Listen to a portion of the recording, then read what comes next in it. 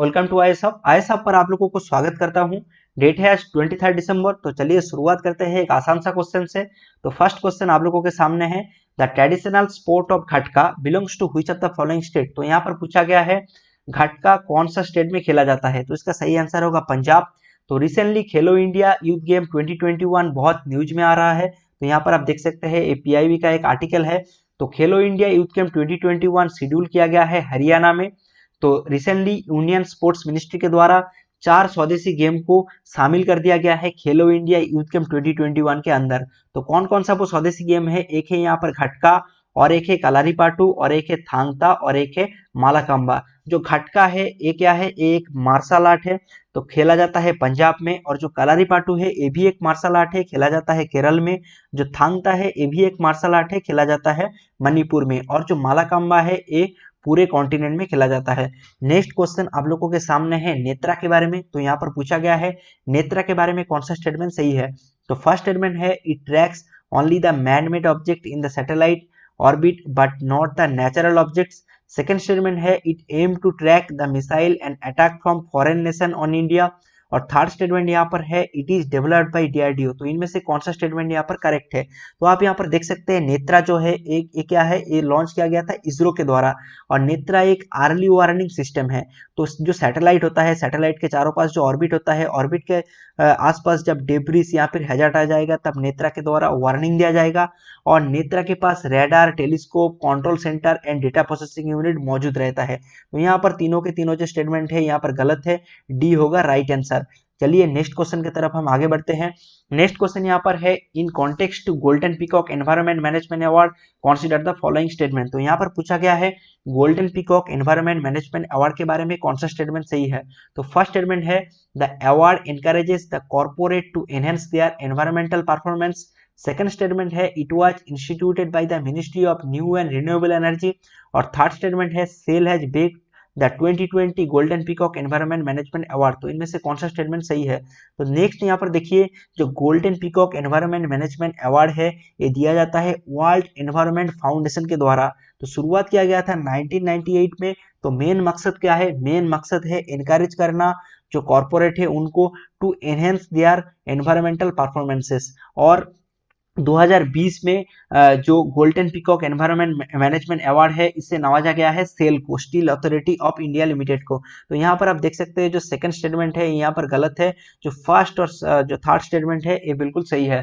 तो यहाँ पर बी होगा राइट आंसर 1 और 3। तो चलिए आगे बढ़ते हैं नेक्स्ट क्वेश्चन की तरफ। नेक्स्ट क्वेश्चन यहाँ पर है, in context to lunar gateway space station consider the following statement. तो यहाँ पर पूछा गया है लूनर गेटवे स्पेस स्टेशन के बारे में कौन सा स्टेटमेंट सही है। तो फर्स्ट स्टेटमेंट है, it is to be built in the lunar orbit. ये बिल्कुल सही है क्योंकि ये लूनर गेटवे स्पेस स्टेशन है। और सेकंड स्टेटमेंट है, it is going to be greater in size than the international space station. तो यहाँ पर मेंशन किया गया है, आप देख सकते हैं 1/6 of the size of the international space station. तो यहाँ पर गलत हो जाएगा। तो ऑप्शन ए होगा इसका right answer 1 only.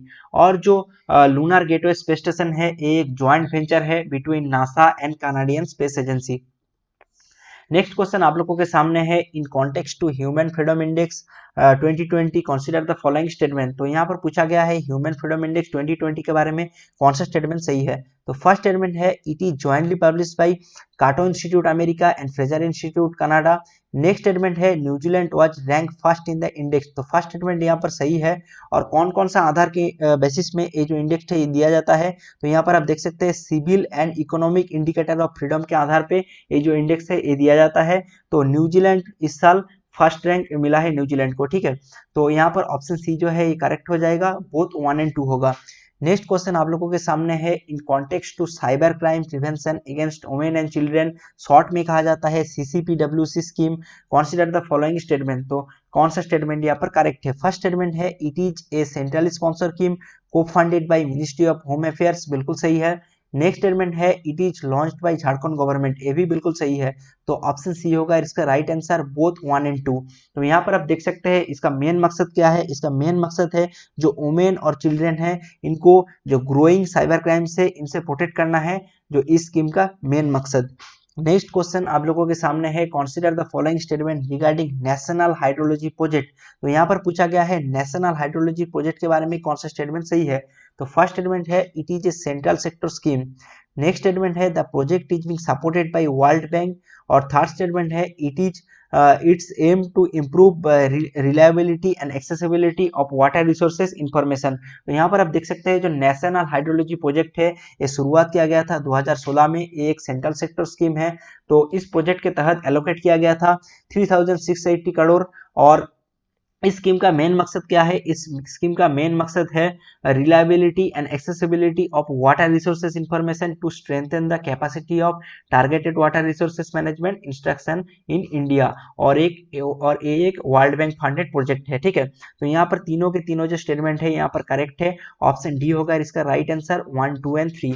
Next question की तरफ हम आगे बढ़ते हैं। नेक्स्ट क्वेश्चन यहाँ पर है young champions of earth award is given by. तो यहाँ पर पूछा गया है जो young champions of earth award है ये कौन सा ऑर्गेनाइजेशन के द्वारा दिया जाता है। तो इसका सही आंसर होगा यूनाइटेड नेशंस एनवायरनमेंट। ठीक है, नेक्स्ट क्वेश्चन आप लोगों के सामने है recently India was put under the currency manipulator list by which country. तो यहाँ पर पूछा गया है इंडिया को रिसेंटली करेंसी मैनिपुलेटर लिस्ट में रखा गया है कौन सा कंट्री के द्वारा। तो इसका सही आंसर होगा यूनाइटेड स्टेट्स ऑफ अमेरिका। ठीक है, तो यहाँ पर एक बिजनेस स्टैंडर्ड का एक आर्टिकल है, आप यहाँ पर देख सकते हैं India on currency manipulation watch list.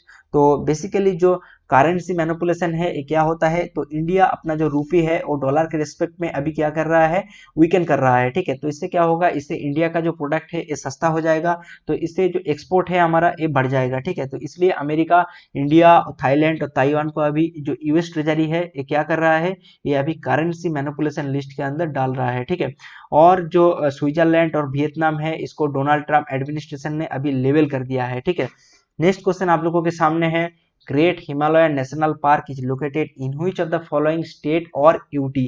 तो ग्रेट हिमालयन नेशनल पार्क ये कहाँ पर स्थित है, स्थित है हिमाचल प्रदेश में। ठीक है, तो हिमाचल प्रदेश के आसपास एक कुल्लू रीजन है जहां पर जो ग्रेट हिमालयन नेशनल पार्क स्थित है। ठीक है, तो great Himalayan national park establish किया गया था 1984 में। तो ये है एंड ऑफ दिस वीडियो का।